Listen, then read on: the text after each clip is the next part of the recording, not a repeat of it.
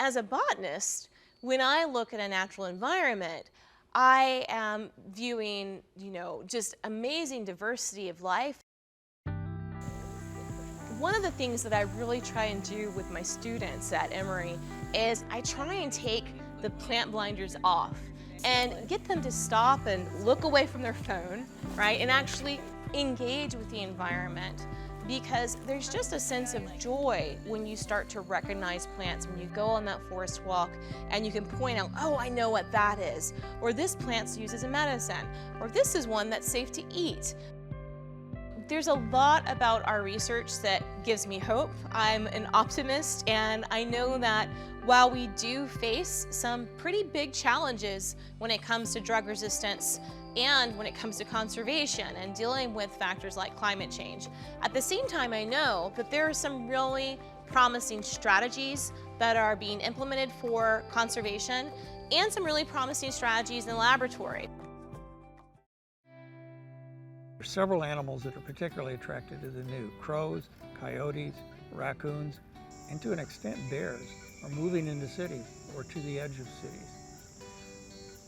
Ironically, even as we have more nature deficit disorder than ever and less connection to nature, there's more opportunity around us, even in urban areas. And most of us now live in urban areas. So that poses dangers because some of those animals are dangerous, but it's also a great opportunity to connect with those animals, to learn about them, to have them enrich our lives. You just walk down the street with a dog and you'll have people talking to you. Well, the same is true when you know about the wild animals around you. That's one practical way to deal with the conflict that's definitely going to come with more wild animals in the cities. Where I live, there are mountain lions.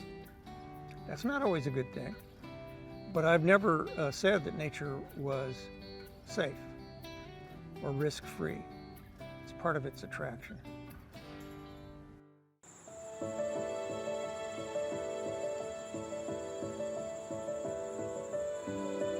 All deserts have animals. It's a misperception to think that they don't.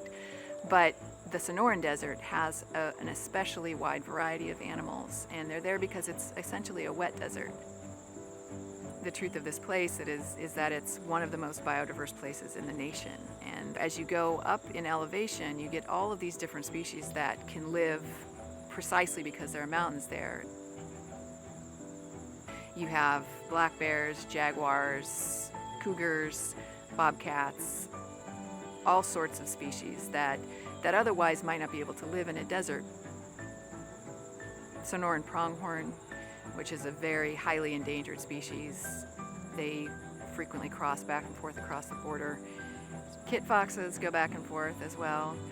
Basically any species that lives in the borderlands, if they're within a few miles of the border, there's a good chance that they are using resources on both sides of the border.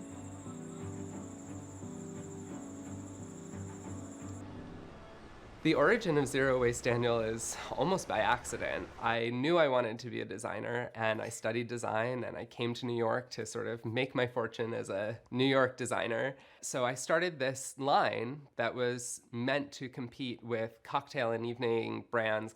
I was making these pieces and having some critical success with them.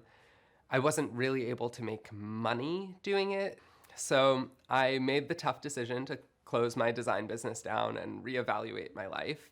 This one day where I had nothing going on and had sort of given up on my whole business, made myself a shirt out of my leftovers and posted it on my Instagram, it changed my life.